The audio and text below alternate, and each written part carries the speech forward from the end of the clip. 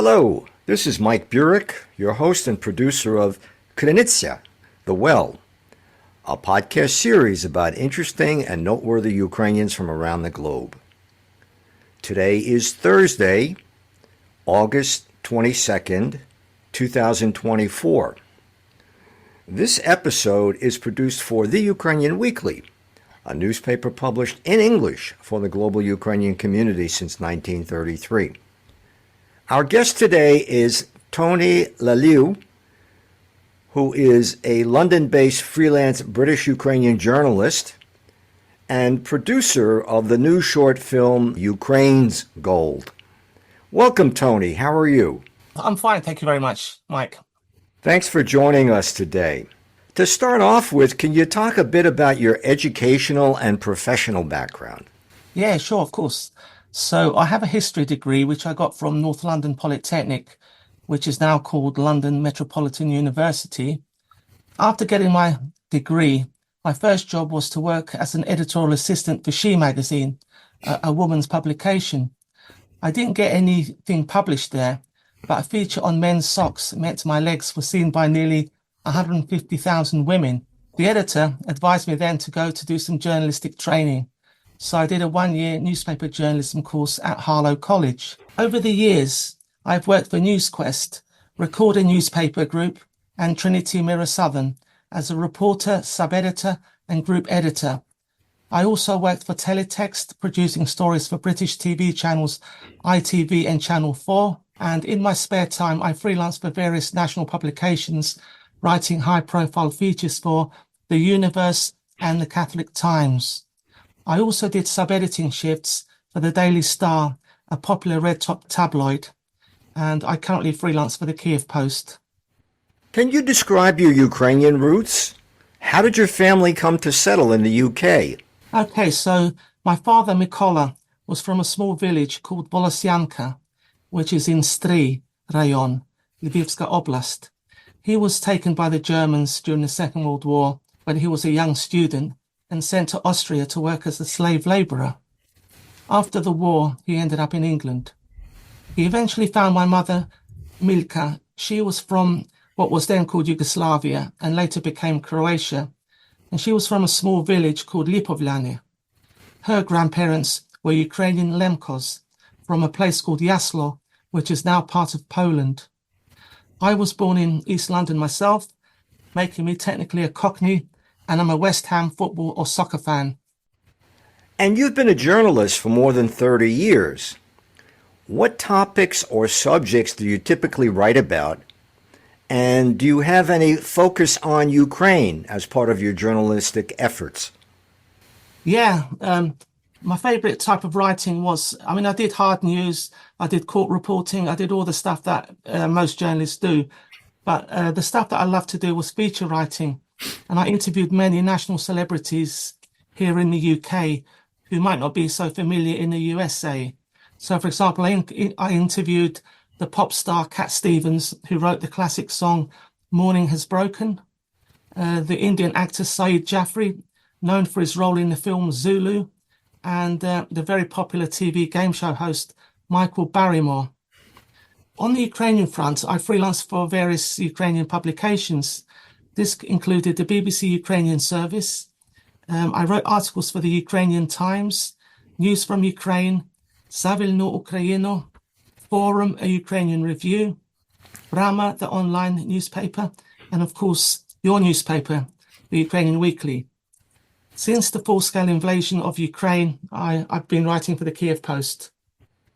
Tony, before we talk about your new film, I noticed in doing some research about you that you've also written some plays.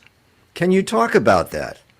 Yeah, sure. I wrote, the first thing I ever wrote was a play called You What, He's Ukrainian. And that was the thing that always bugged me, because when I was at school, people would ask me, where's your name from? And I would say, it's Ukrainian. And they would say, oh, that's Russian. So that's why I titled this play I titled it You What, He's Ukrainian. I also wrote, the last play I've written was a couple of years ago. It was called Sushi Girls. And it was about two Japanese girls who come to London to study English. Because basically, me and my wife, we had a business for like 20 odd years where we took in foreign students. And so there was lots of things that happened, funny things. So I made notes of lots of these things and decided that one day I would write a play.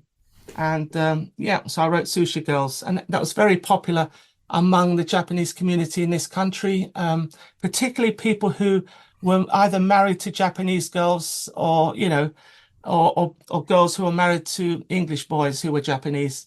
Because the Sushi Girls was just a comedy about the culture of British culture, poking fun at British culture and poking fun at Japanese culture.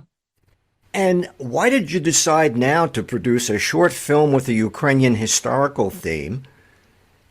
And how did you find the topic based on the legend of Hetman Pavlo Polubotok?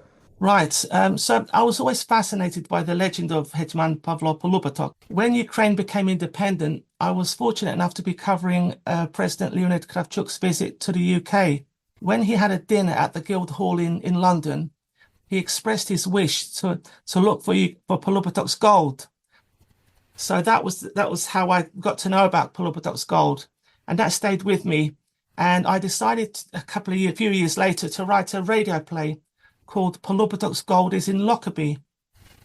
So that was quite successful, and I sort of left that. And then when the full-scale war started, I kept seeing films and documentaries of how Putin's Russia was destroying Ukraine. And many of these films were sort of very upsetting, disturbing to me and my family. They were stories that I felt the world obviously needed to know about. But I wanted to go against the grain. I wanted to create something that would uplift Ukrainians, give them a vision of victory, and remind them of the pre-war times. And that's how Ukraine's Gold was born. And can you describe the plot of the film? Sure. So basically, the film is about 15 minutes long. So the plot is quite simple. Two Ukrainian builders have been given a job to fix the foundations of the Bank of England. Having both been to Ukrainian Saturday school, they know about the legend of Hetman Pavlo Polubotok. They joke about finding the gold and then stumble on it.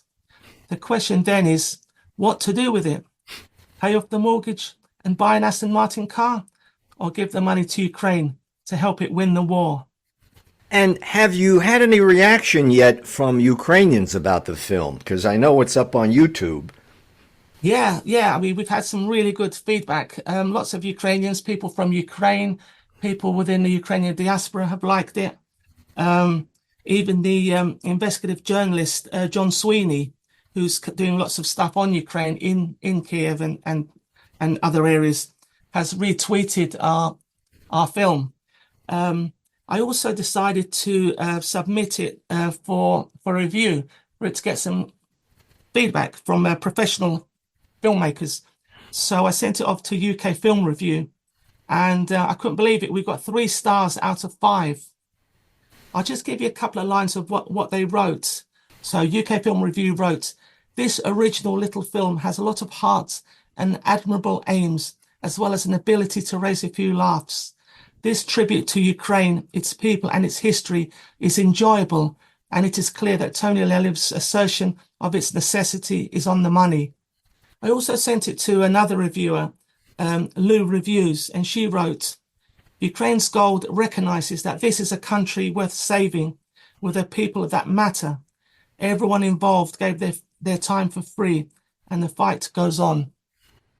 Is YouTube the only place online where the film is available? Well, I wrote an article for the Kiev Post about the film. So if you go to the culture section, you can click on the film. But apart from that, YouTube's the only other place where the film is. And you can find that by just typing my name, okay, and you'll find the channel. And once you find the channel, just click on it and you'll see the film. Tony, what has been your greatest challenge in producing the film? Right. So the greatest challenge of the film was the technical editing aspect of it, of putting it all together. I mean, this wasn't something I did. This was done by other people. But yeah, everybody involved were volunteers. Everybody involved were unpaid. Everybody involved had other jobs. So in a way, we're all learning on the job. So that was the first aspect, which was very hard.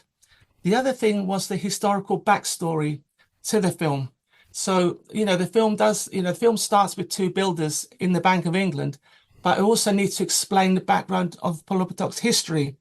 And the problem was that I really had to chop that down because I didn't really want it to be a historical documentary about Pavlo Polubotok. I wanted it to be a fun film as much as it could be in the circumstances that Ukraine finds itself in, about two builders who are looking to do some work, and just by pure accident, they stumble on some coins.